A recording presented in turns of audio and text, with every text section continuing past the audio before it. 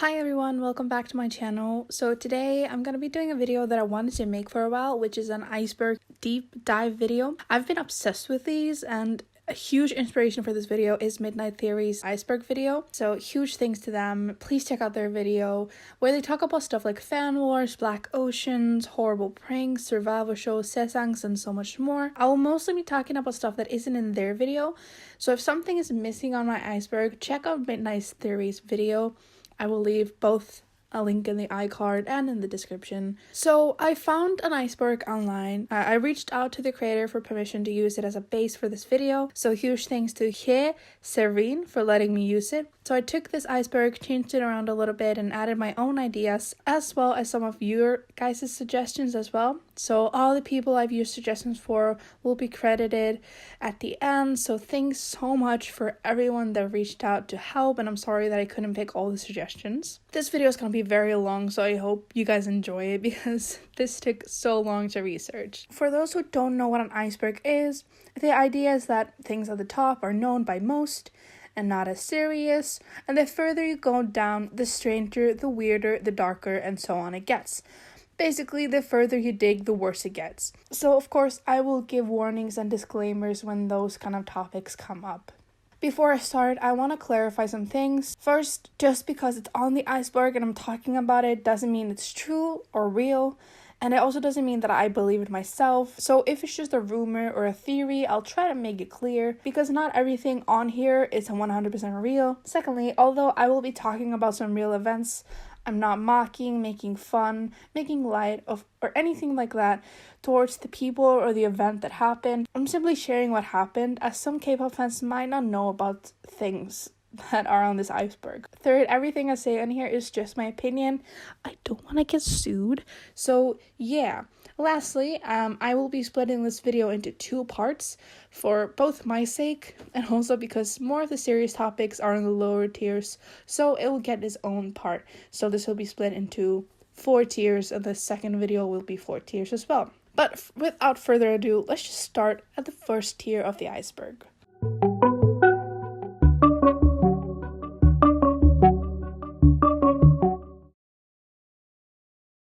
Koreaboos. According to the Urban Dictionary, a koreaboo is someone who is obsessed with Korean culture so much that they denounce their own culture and call themselves Korean. They usually are K-pop fanatics, not fans, or fans of League of Legends or other competitive games popular in South Korea. However, there is a line. If someone likes the music, language, and the culture, they are not classified as a koreaboo. The term koreaboo comes from the word weeaboo, which is basically the same as a koreaboo but with Japanese culture. A very good example of a koreaboo is, of course, Ollie London himself. Ollie London. Yeah. The Big Three. The Big Three refers to the biggest K-pop companies in Korea, those being YG Entertainment, SM Entertainment, and JYP Entertainment. Some people say that YG shouldn't be in the Big Three anymore and be replaced by Big Hit or HYBE. However, the Big Three doesn't just refer to how well the company's doing, but also the fact that these three companies were the start of K-pop. They are the ones that made the genre the way they are. Some people say that it's now the Big Four, as Big Hit is a company that has done a lot of things in the most recent years and has brought in more money in sales revenue for 4 years than any of the Big Three have in 6 years. Another thing that fans bring up is that if a group is not in the Big Three, it is very hard for them to do well. So there's also the Big Three privilege, which is true to some extent in my opinion, although some people don't believe that. Lip syncing. First of all, the definition of lip syncing is moving the lips silently in synchronization with a pre-recorded soundtrack. If you watched older performances by K-pop groups, usually vocals are very clear. They're not perfect, and it's obvious that for the most part the group is singing live. Of course, that is not always the case. I'll be showing some examples in a moment. But more recently, it's more common for groups to have backing tracks to help them sing, or they lip sync. There are a few different versions of stage performing. First, there's when the idol uses a mix of a backing track and their vocals for live stages, which they just use the backing track as support to make the song sound better. Here's an example of SHINee's Lucifer.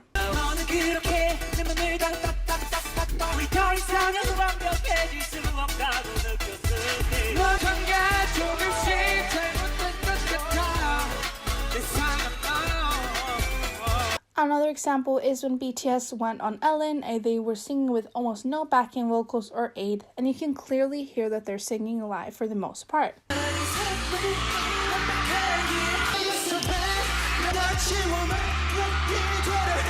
There's also stages where idols use the backing track that almost sounds exactly like the studio version, and the idols just mouth over that.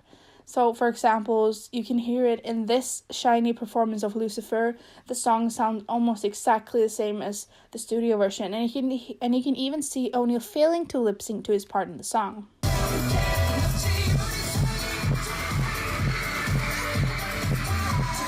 Another example of this is when NCT U was performing Boss, and often the song sounded exactly the same as the studio version.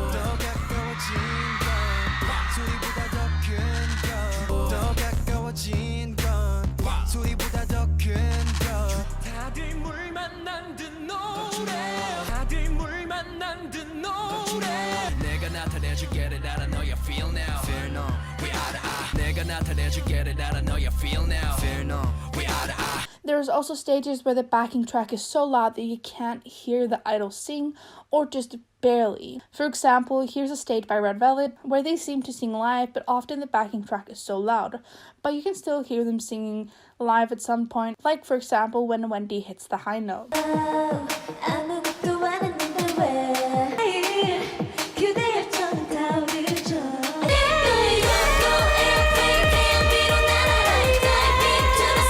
Lastly, there's a new trend that some groups use, where the group or idol will record a live version of the song and lip sync to that, so it sounds live when it's not. You can notice this when idols' movement doesn't fit with the way they're singing, or when the same track is used multiple times. For example, in BTS's Boy With Love stage on M Countdown, where they sounded live, Jimin moves his mic away when he hasn't even finished the line. Touch me. I want to make it clear that I personally find nothing wrong with lip syncing. In reality, most idols do it at some point, and it doesn't mean that they can't sing. I also want to say that you can't always rely on Emma removed videos, as those can be playing the pre-recorded live vocals, as I mentioned earlier, and it doesn't actually show the live singing of idols. If you want to know more about music shows and lip syncing, I will highly recommend this video by Subini here on YouTube, and again, I will leave a link in the iCard or in the description. Jonghyun and Jimin. For a few years now, there's been a question on loads of K-pop fans' mind. What happened between Jonghyun's Twice and Jimin's BTS? People started noticing that the two groups, and especially Jimin and Jonghyun, started acting strangely when they were together or referenced. In an iconic clip when BTS was promoting Spring Day and Twice was promoting Knock Knock, BTS gives a small sample of their upcoming stage, and Twice starts to sing along with it, and Jimin gives Jonghyun this super strange look. Another example is a clip when Twice is sitting backstage, waiting to see their own performance on a music show, and Jimin pops up on the screen. Jonghyun instantly turns away, and the room almost goes silent.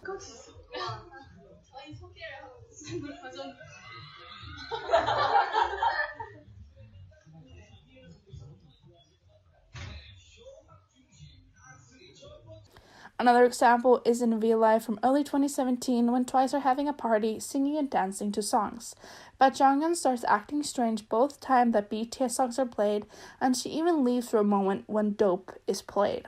Some people think the two were in a relationship and broke up, and some people think that Jonghyun had a crush on Jimin but got rejected. People use stuff like the fact that Jonghyun and RM were at the same school, that J-Hope auditioned for JYP, and that Jimin and Jonghyun have mutual friends as proof that they could or have been in a relationship. Fanfiction. For those who might not know, fanfiction is written by a fan of and featuring characters from a particular TV series, film, etc. I think most fans know that fanfiction is written about basically anything, so K-pop is not an exception. These can be stories about two idols from different groups or even the same group sometimes. These can be really creative outlets for people to write, but sometimes these stories can be strange and even take a dark turn. Cultural appropriation. The definition of cultural appropriation is the unacknowledged or inappropriate adaptation of the customs, practices, ideas, etc. of one people or society by members of another, typically more dominant people or society. Groups, idols, and companies have been accused of culturally appropriating since the start of K-pop, but more in the last 10 years or so. And when I say that, I mean they're actually being called out for it more recently. Things like hairstyles, clothing, religious symbols, words, dance, and so much more have been used in K-pop. An audience have pointed out the appropriation of cultures. Sometimes the company and the idols apologize and learn, while sometimes it is swept under the rug. There's loads of videos that touch on this properly, so I might not be the best person to go over different cases. It's important to listen to the voices of those whose culture is being used, how they feel, and so on. Sometimes a person outside the culture will say something is appropriation, but the people in that culture don't think it is. Plastic surgery. It's no secret that plastic surgery is huge within Korea and therefore in K-pop too. Of the total percentage of people living in South Korea, 5.1% of them are plastic surgeons. In 2015, it was determined that 1 out of 3 South Korean women between the age 19 and 29 have had plastic surgery. Surgeries like double eyelid surgery and eye whitening surgery, rhinoplasty, and jaw reduction surgery are the most popular plastic surgeries in South Korea. Some people are open about the procedures they have gotten done, but it's a very taboo topic in K-pop. Plagiarism.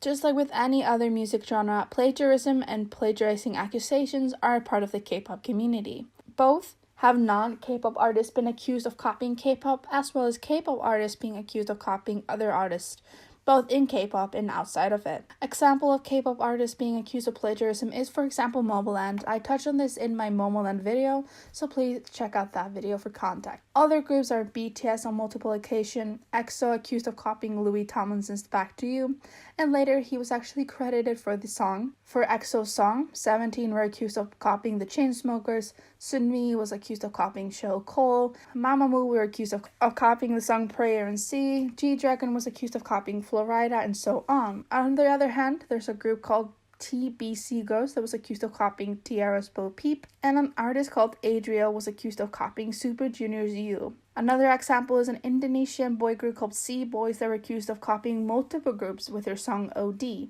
also called Overdose. The song sounded similar to NCT's Cherry Bomb, Stray Kids' My Pace, and Astro's All Night, just to name a few. And yes, this was all within one song. More recently, artists have been accused of copying music videos. For example, Lida was accused of copying BTS's Boy With Love video, as well as GOT7's music video for Just Right.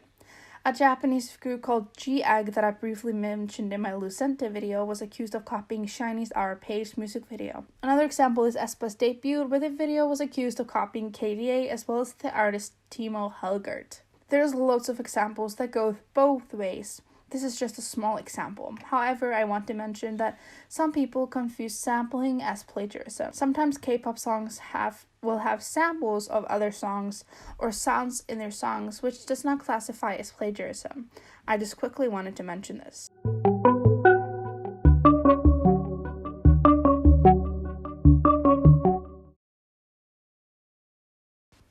Irene and the stylist scandal. In late October last year, an editor and stylist posted on Instagram about an unnamed idol. Her post was pretty long, so I'll just read the most important parts and I'll leave a screenshot on the screen. Quote, I've been deeply thinking about it, but today I've been thoroughly trampled by this one person and I became the position of the abused.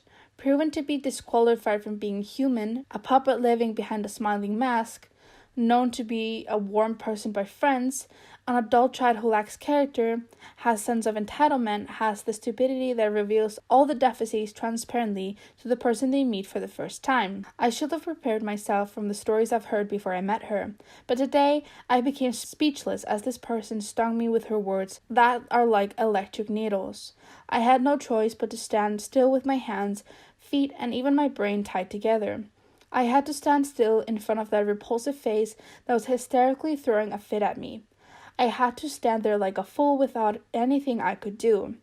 This person did not give me time to understand the situation or even seek understanding from this person. This person didn't even give me the chance to explain because she can't hear anything. I've experienced all sorts of people in this field for 15 years. I thought I had experienced everything in life, and I thought I had let everything go, but I was wrong. This person skipped the greeting and sat right down as this person began spewing insults at my face with her cell phone pointed at me. The person was so emotional that you couldn't know if she was talking to everyone in the room or just me. The knife from her mouth did not stop as I have been stabbed multiple times by her words, and only tears rolled down my face. I wasn't even in the right mind to feel embarrassed that I was crying. Tears just came out. I calmed down and I wanted to talk to her person to person like a normal human being, and I wanted an apology, but she just disappeared. I recorded everything just in case something else would happen. I should take action against this lady. I will state the exact facts through my words, end quote. She ended this post with the hashtag psycho and monster. People quickly started talking about this post, speculating who this was about. Some people pointed out that it might be Red Velvet's Irene or Silky because of the hashtags.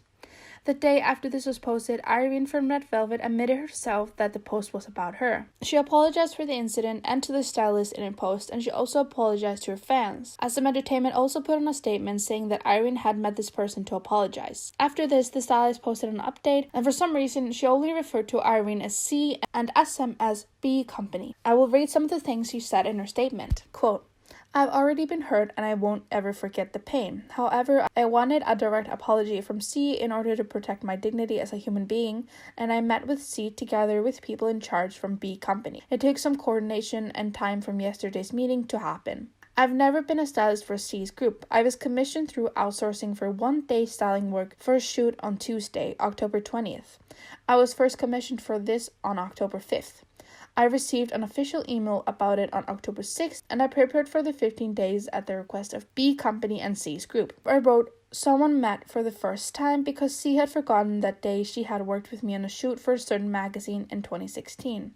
I also confirmed this yesterday when we met, and also because her actions were something that happened not only to me, but also to a junior editor who was helping me that day and to an assistant.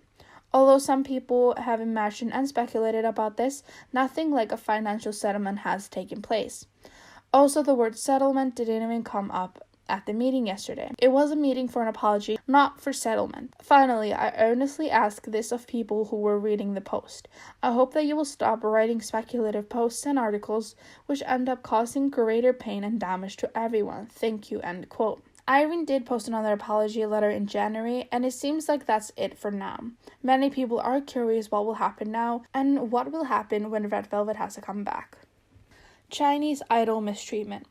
Companies like SM Entertainment are known for not treating their Chinese idols well. It's been going on for years. With Super M, members Henry and Xiaomi barely appeared, and SM wouldn't promote them properly. 3 Chinese members of EXO tried to leave SM due to mistreatment, racism towards Chinese idols, and because they were treated like machines. In May of 2014, the first member, Chris, sued SM for being treated differently than Korean members and that he was treated like a machine. Chris is still under SM after he settled with them, and he cannot promote in Korea or Japan unless it's under them. Later that same year, a second Chinese member of EXO, Lu Han, sued SM for the same reason as Chris. Yet again, he's settled with the company and is still under SM. Lastly, in August of 2015, Tao filed a lawsuit against SM for lack of freedom, the 10-year contract that he was under, and the unjust terms of his contract. The court ruled in Tao's favor, but after more court dates in China, his contract with SM is still intact. All 3 of the members' contracts expire in 2022, and then they will be free from SM. Most recently, SM has been called out for mistreating their Chinese NCT members, especially their treatment of Winwin. Other examples that fans have pointed out was treatment of Chinese members June and the 8 from 17, Xuan Yi, Cheng Xiao, and Mei Qi from Cosmic Girls are on a hiatus from the group and only working in China, Yanan from Pentagon, Elki from CLC, and so on. Fans often think that the company only adds foreign members to groups to get the attention of foreign fans. The Dallas police fan cam spam. In May of last year, after protests following George Floyd's death, the Dallas Police Department asked people on Twitter to use the iWatch Dallas app to report, quote, illegal activities from the protest. People on Twitter were not happy about this, and K-pop fans decided to spam the app with fan cams of their faves. They did this so it would be hard to identify BLM protesters and make it hard for the Dallas police to go through all the videos. The app actually went down just after that, but it's not officially known why, but it's believed that the amount of fan cams sent to the app broke it down. Along with the fan cam spams, people went onto the App Store to give the app a negative review. The ATs, please leave Instagram live. Imagine getting a notification from your favorite group that they went live, so you join the live only to see this. That's what fans of AT saw in December of 2019 when joining the live. What was actually going on is that AT was doing a challenge for Hello 82, and the challenge was to have only 82 people join the live stream, and only those people stay for 82 seconds. As one might expect, ATs did not complete this challenge, but it was really funny at the time. Nature's leggings. When idols arrive at music shows, they usually stop for the cameras and pose. They also have to do this in the cold winter months. Usually, idols will be wearing some warm clothing, as it can get cold during those months. However, in December 2018, the girl group Nature arrived at Music Bank in long, warm jackets, only to take them off and pose for the cameras in short tops and leggings in the freezing cold. Some people said this was inappropriate, while others praised the group. Hyuna and Dawn. While in the middle of Triple H promotions for their comeback Retro Future in 2018, rumors started surfacing that Hyuna and then known as E'Dawn were in a relationship. Cube quickly responded that the two were not together and that the news were groundless. However, just a day later, Yonhap News reported that Hyuna and E'Dawn had shared that they had been together for 2 years. Hyuna took to her Instagram to open up about the news, saying, quote, "I really wanted to be honest, for the fans will always support me and watch over me. I want to work hard on stage with a happy heart, with nothing to hide, as I always have," end quote. Just after the news broke out, in the middle of promotions, Cube announced that Triple H would stop all promotions. The company was, in my opinion, just punishing them for telling the truth. Dawn was not a part of the fan club event and Japanese activities after this, and Hyuna cancelled her appearance on a concert for Youth Day. On September 13th, the company announced that the two were removed from the company because the trust between them and Cube had been breached. However, the same day, Cube backtracked, saying that this was still a matter being discussed. Then, less than a month later, it was revealed that the couple would be leaving Cube. People had mixed reactions. Some people said that the couple was being selfish, while others said that Cube was a horrible company for treating them this way, especially Hyuna. To this day, Hyuna and E'Dawn, now called Dawn, are still together and are both under size company P Nation. They've both had 2 releases and they seem to be very happy. Idols turned CEO. There's a handful of CEOs that used to be or still are idols, but started their own company for one reason or another. A great example of this is YG Entertainment's founder Yang Hyun-suk, because before he invented YG in 1996, he was a member of the group Saw Talchi and Boys. Other idols are Rain, Jay Park, Siko, Psy, Kang Daniel, Kim So-hye, Yubin, and Hyolyn, who have all started their own company. Another example of this is CEO of My Doll Entertainment, which is the home to the group Pink Fantasy that I talked about most recently. She used to be an idol in 2 groups before starting her own company called My Doll. Stan Luna. According to Know Your Meme, the phrase Stan Luna first popped on Twitter in late 2016 after the first announcement of members of Luna. I'm pretty sure I don't have to explain what Stan Luna means, but it basically means be a huge fan of the girl group Luna. People started posting this all over Twitter to promote the group, even under stuff that had nothing to do with K-pop. However, this often goes too far, commenting the phrases under tweets about people passing. I will comment that sometimes it's not actual fans of the group, but people that are mocking the fans. It is considered funny at first, but now a lot of people think it's a phrase that has become overused and harmful in some cases. But all jokes aside, if you haven't checked them out, you really should. Chen's baby and wife. In January 2020, a bomb was dropped in the K-pop community when SM Entertainment announced that one of EXO's member Chen was getting married and that his soon-to-be wife was 7 months pregnant. This was of course a huge shock to everyone, and while most fans were happy for the couple, some fans were very angry. Chen got married to his wife the same day the announcement was made. Chen had to make an apology to his fans, which is ridiculous in my opinion. On April 29, 2020, Chen's wife gave birth to their daughter.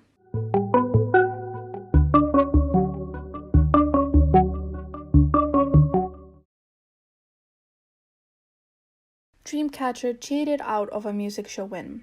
On September 24th, 2019, Everglow got their first music show win with Adios on the show, competing against Dreamcatcher and CLC. However, the audience started noticing something strange when looking into the numbers of the groups. Now, I don't know if professional or music shows, and it's pretty complicated, but I'll try to make it as simple as I can for time's sake. Again, All my sources will be listed down below. On the show score tablet, it was said that Everglow scored 7,861 and Dreamcatcher scored 7,850.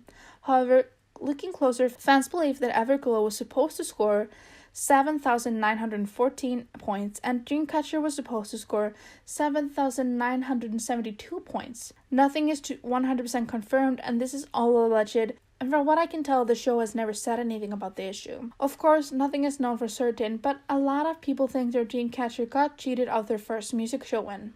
Lavia and Rose origin. I touched on this in my CLC video, so I highly recommend that you check it out.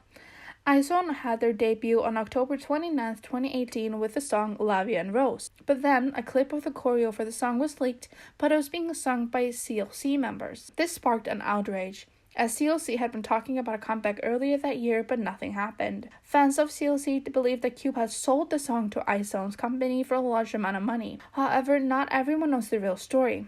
KPOP actually never owned the song. They had never bought it from the producer. CLC had only made a demo of the song, and so when the producer sold it to IZONE's company, CLC let him use the demo as a guide for IZONE. Although it sucks for CLC that they didn't get to perform the song, the girls came back a few months later with the song No, and some people believe that this was a blessing in disguise. Ghosts in K-pop. Ghosts are nothing new. You've probably seen a scary video or a photo where people believe they've captured a ghost. You can see this in K-pop too. Some of our favorite groups have had strange experiences that some believe were ghosts. One of the most popular ghost sightings in K-pop is from the EXO Growl music video. In one part of the music video, something can be seen standing behind the boys. And while filming the music video for Growl, multiple members shared that they had experiences with something strange while filming. Another example is when 17 was shooting an episode of Going 17 where the boys went through a haunted house and only some of the members saw a woman in one of the rooms. However, no woman was working in the haunted house. Some believe that the staff was messing with the group and the fans. 그 마네킹인가? 말고 중간방에. 진짜 귀신 본 거 아니야? 아니 우리 중간방에. 아니 우리 아까 그래서 네가 그렇게 얘기하다 진짜 귀신 보는 거 아니야? 그렇게 했어. 저희 다 남자분만 세팅했어요. 아 그래요? 진짜 귀신 뭐야? 얘가 처음에 보더니 여자. 네, 정한 형은 못 봤어? 난 못 봤어. 여기 한 명 더 있어 살인마. 아니 어떤 여성분이 계시는데 봤어? 어? 진짜로? 여장한 사람 말고 리얼 잠깐만, 여자. 잠깐만 이게 얼굴을 봤어? 아이 컨택 했대. 아 이 마네킹이 아니었어? 날 봤는데?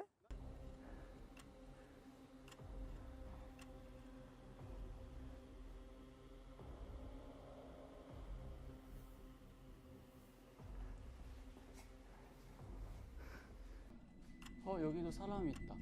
저건 누구야? 여자 귀신 봤어? 봤어. 여자? 아이 그냥 있는 거네 사람. 제대로 못 봤어. 저기 앉아 있었거든요. 딱 여기 걸터 앉아서 카메라 내려봐.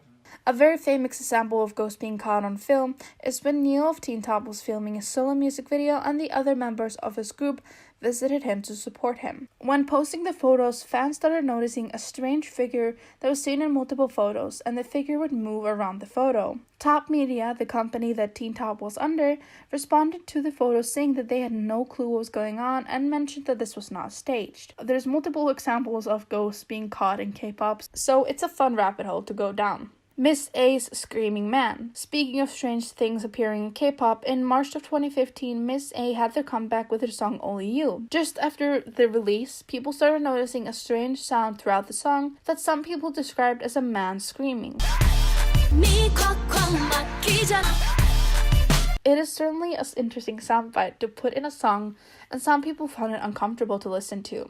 What is also strange is that when a radio DJ mentioned this to the girls of Miss A, they said they had never noticed the sound. Personally, I cannot listen to the song without noticing this screaming man in the background. Ori was a solo artist who had her debut in December of 2008 with her song It's Snowing. Then she had her debut stage on January 2nd, 2009 on Music Bank. However, after this debut stage, she was never seen again. Her debut stage was marked for being one of the worst K-pop debuts in history, as she was not the most stable singer. The stage was stiff, and some people even said that she was too fat. After the horrible ridicule Ori endured online, she never made another live stage and actually left her company 2 months later. Some people started making rumors that Girls' Day Mina and Wonder Girl Sohae were actually Ori. However, it is safe to say that those rumors are not true. I highly recommend a video by Midnight Theories where they go over Ori's history in detail. Heechul fanfics. So we've already talked about fanfiction, but have you ever wondered if idols write such stories about themselves? Well, Super Junior's Heechul has on multiple occasions written fanfiction about himself and members of his band. For example, in August of 2014, Heechul posted an Instagram photo of him and Lee Tak writing an interesting caption that ended with, quote, "With that, the two slowly developed a deeper relationship and they were drawn to each other's gaze. Finally, Heechul breathed heavily and began touching Tucky's face," end quote. He has also written fanfiction featuring some of the other members of Super Junior, and he has also once written a cute story about himself and XID's Honey.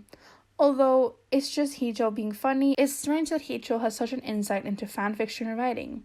You never know what else he might have written. The Kai Crystal Seal incident. For those who might not know, back in April of 2016, it was revealed that EXO's Kai and FX's Crystal were in a relationship. Around the same time, photos of a couple kissing in a pool came out, and people started speculating that this was the couple Kai and Crystal. Some fans started claiming that these photos were not a couple kissing, but a Seal and his trainer, which really didn't hold up as more photos came out. And I believe this couple ended up not being Kai and Crystal either way, but the story is really funny. Double standards. Double standards are nothing new in music, and even K-pop specifically. According to Google, the definition of double standards is a rule or principle that is unfairly applied in different ways to different groups or people. K-pop can be very bad when it comes to these double standards. For example, it is seen as hot when male idols show their skin or take off their shirts, but when female idols do it, they are called attention seekers, sluts, or said to be too provocative. Good example is multiple times when male idols will show their skin at Mama Awards, but when Hwasa wore an outfit that wasn't covering her legs, people lost their mind. Another example is this when female idols are called rude for not smiling, while male idols are called hot and mysterious for doing the same. Female idols also have to often change their choreography for being too sexy, while male idols can do similar dances without an issue. For example, a hot topic these days is only one of, but I'm not going to be talking about that dance that everyone is talking about. But instead, in the chorus of Libido, the members go down on their knees and open and close their legs. Nothing was said about this dance, but when 4 Minute did a similar dance with her song Mirror Mirror, they had to change their dance because it was too provocative or they wouldn't be allowed on certain music shows.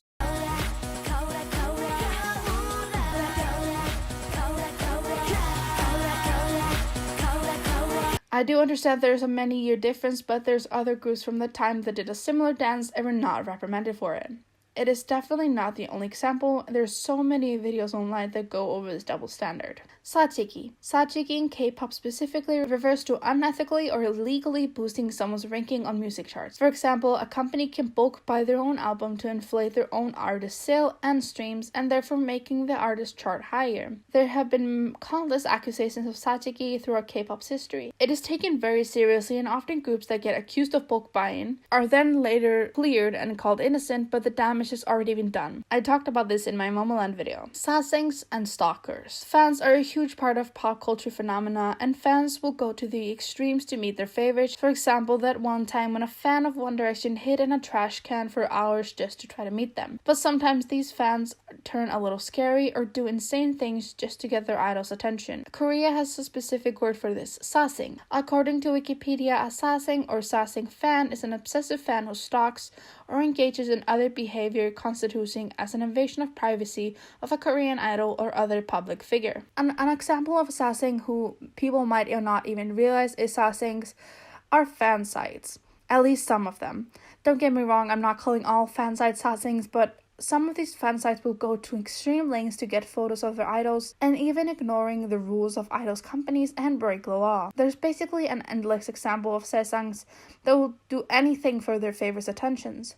Some examples: when a fan repeatedly called NCT's Jeno while he was on BeLive, Heechul getting into a car crash because of a sasaeng, sasaeng standing outside G-Dragon's house just to see him, and so on. There's loads of videos on this topic. A more recent example is that a lot of people might know is the man who keeps stalking Twice's Nayeon. A stalker called Josh has gone to Korea to try to find Nayoung, going places that she has been and talked to the people that work at those places to convince them to give Nayoung contact information. He says that he wants a relationship with her, saying that he knows that she will like him. He tried to find her on an airplane once just to give her a note. He has made multiple videos on her and about how he's just trying to, quote, talk to her. He has also shared other Twice members' phone numbers, and he's once even said that if Nayeon would ever date anyone else, he would kill her. Sasaengs as idols. For the most part, sasaengs are disliked by other fans. But what happens when an idol is or was a sasaeng themselves? Probably most known example is the girl group Glam, who debuted under Big Hit Entertainment in 2012. Not even half a year since the group debuted, rumors started popping up that one of Glam's members, Trinity, was a sasaeng of Super Junior's Itaek. Apparently, he even knew her name and treated her well as a fan, and she had been following them since their debut. So when this came out, people were not happy, and Trinity ended up leaving the group for personal reasons. But that's not all. Another member of Glam, Dahi, was also revealed to be in a scandal with a celebrity. An actor called Byung-hun accused two girls, Dahi being one of them, of blackmail in late 2014. Then in January of 2015, Dahi was sentenced to 1 year in prison, and the same day, Big Hit announced that Glam's member had ended their contracts and the group had disbanded. Other idols that were exposed for being sasaengs were Pink Lace's Dahyun, who was exposed for being obsessed with EXO Sehun, and the former member of Sunny Days, Diamond Chang, who was a sasaeng of EXO. She, along with her friends, used to sit outside EXO's apartments. Interestingly, unlike other people mentioned here, she has a pretty good career so far, while others have basically disappeared from the music. Although there aren't a lot of examples of idols who are or were sasaengs, it makes you wonder.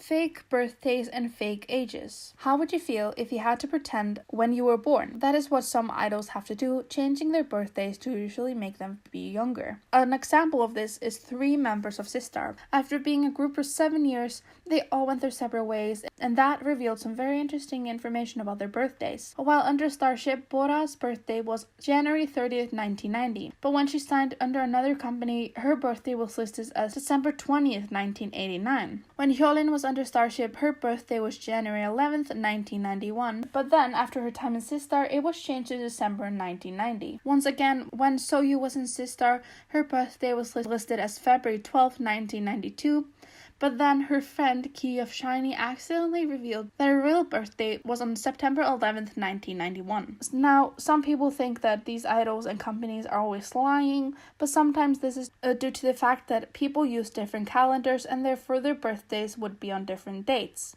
A known example of this is Hong Ki from FT Island, as his family uses different calendars, so he celebrates his birthday on different dates. So it's not always to trick fans. Some idols that people might think have their wrong date listed as their birthday is Vivi from Luna, Wonho, formerly of Monsta X, Pak Bom, and so on. Somi's produced 101 Fight. Back in 2016, the first season of Mnet's series Produce 101 aired and was pretty popular, having people on the edge of their seats sometimes. After the episodes would finish, a small sneak peek of next week's episode would be played. In one of those sneak peeks, a short clip was played where trainee Somi is shown being held back as he yells at someone off screen.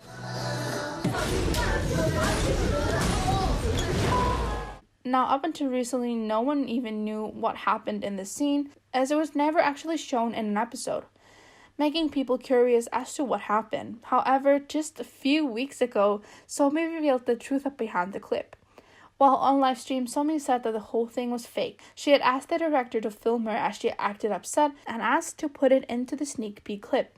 So now, after 4 years, we finally know the truth, that it was all a lie. Inkigayo sandwiches. The broadcasting station behind the music show Inkigayo has its own cafeteria where they sell sandwiches and other food. The sandwiches has been a huge hit with idols. The sandwiches, now called Inkigayo sandwiches, it has egg, potato, crab salad, cabbage, and some sort of strawberry jam. It's so infamous that people have made their own recipes online, and shops in Korea have started selling own versions of it. Loads of idols have tried and praised the sandwich, like multiple 17 members, Jung Se-bun, Chungha, Monster X, Jimin and Suga of BTS, Saint Van of VAV, and members of Gugudan. However, some idols revealed a secret would be hidden in the sandwiches. Back in 2018, Seungri of Big Bang revealed that sometimes idols would use the plastic wrapped sandwiches to sneak phone numbers to each other. Of course, after this, loads of memes came from the news. But sadly, Eric Nam announced that back in 2019, SBS had stopped selling the sandwiches. Changmin in Victoria's spoon. When your favorite posts a photo, you might take a look at it and even zoom in to get a good look at this background. For example, with the infamous photo of Jin, where you can see stuff in the background that looks a little naughty. People will zoom into glasses to see who took the photo and so on. This is exactly what happened to Victoria from the group FX when she posted a photo of her food during the lunar year. Quickly, people started looking into the spoon on Victoria's plate, noticing a man in the reflection. With some detective work, fans found out that this was TVX's cute Changmin. SM quickly responded saying that this wasn't a big deal, but they will look into it. After looking into it, SM said that the man was in fact Changmin, adding that it wasn't just two of them eating together. It was a funny incident that probably reminded people to make sure to double check before posting photos. Who is next? YG Entertainment, just like other companies, like to tease their fans on who might be having a comeback next. YG does this by posting photos onto their social media that only says who is next. While some people get excited and wonder who is having a comeback, other fans get scared. Why? Because there's a theory that the posts are cursed or have a deeper meaning that one might think. Although this might all be coincidence, some people believe that these posts always bear bad news. Let's take a look. The Who's Next curse started back in 2014 on May 15th when YG posted one of their first ever Who's Next photos. Just hours after the photo was posted, it was confirmed that Chris Wu had left EXO. The next photo was posted on October 6th, 2014, which was just right after Jessica had left Ghost Generation. But that's not all. On the photo, the date written was 2014-10-10, which was the same day Luhan of EXO sued SM. Every time after this, when a teaser drops, it is surrounded by some type of bad news. In 2015, after a teaser was posted and then the same day a teaser was reposted, Somin left her group April.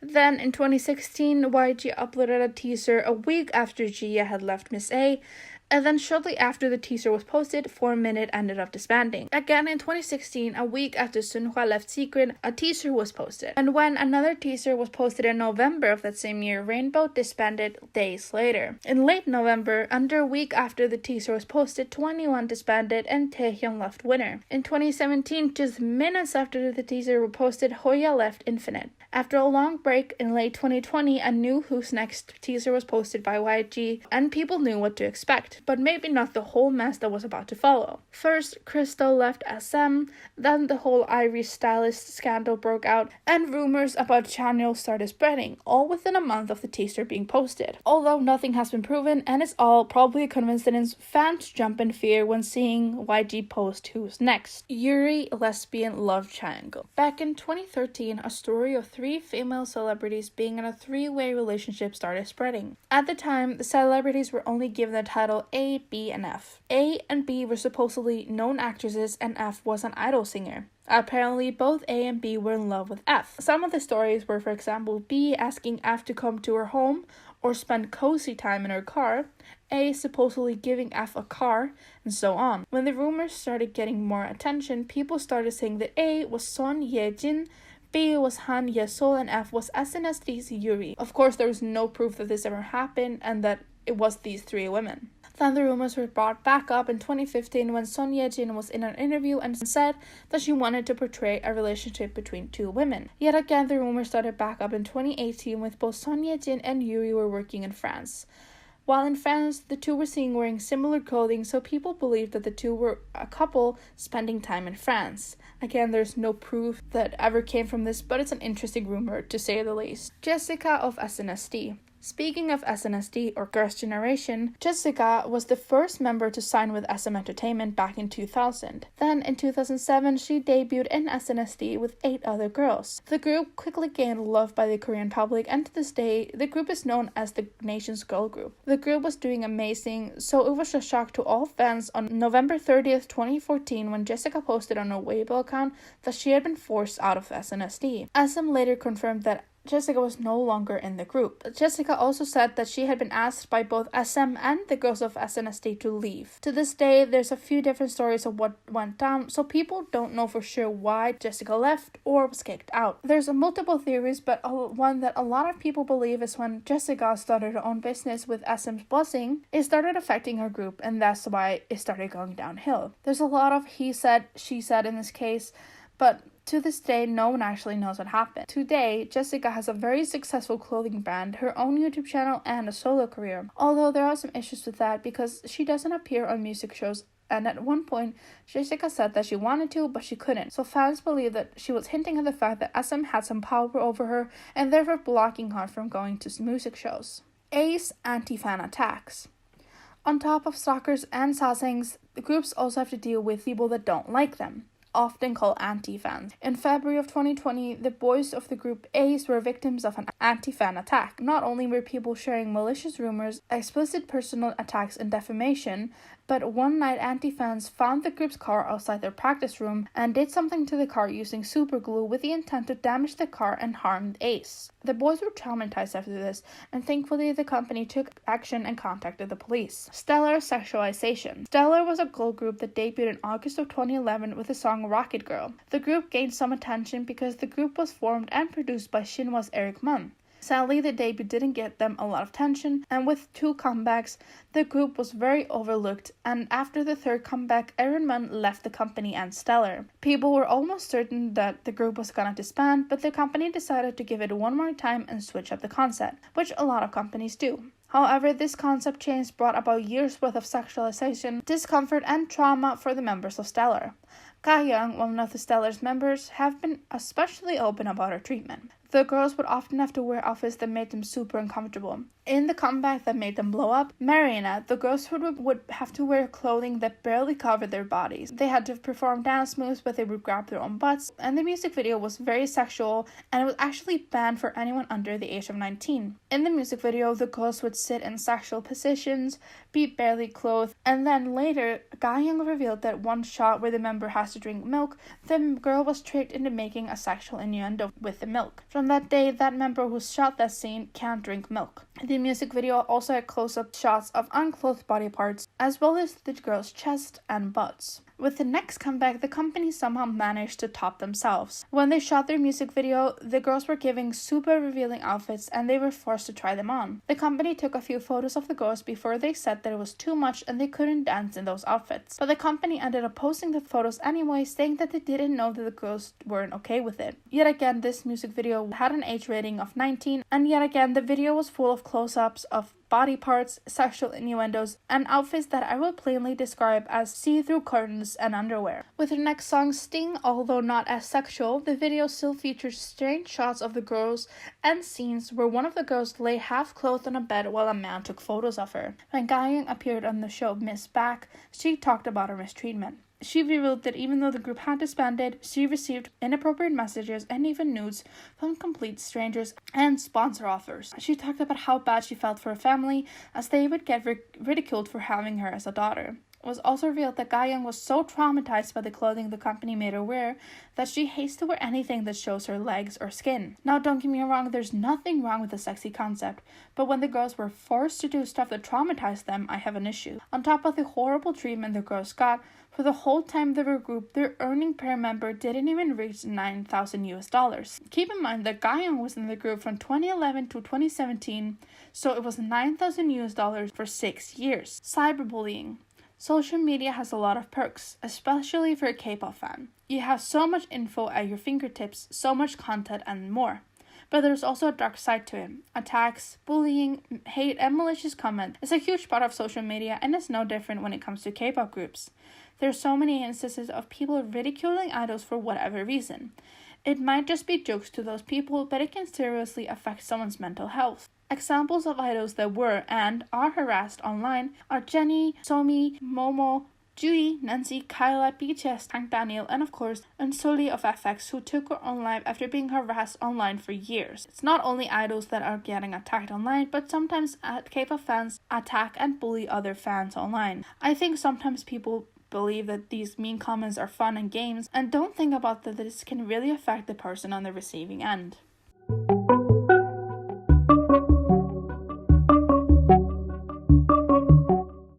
gonna be it for the part 1 of this video. I hope you guys enjoyed it. I'm gonna try to put part 2 out as soon as possible, so stay tuned for that. But let me know in the comments what you thought of the first 4 tiers. Thank you guys for supporting, thank you guys for watching, and hopefully the second part will be out soon as possible. I will link the second part when it comes out in the description and in the pinned comment. But that's gonna be it. I will see you guys next time. Bye bye.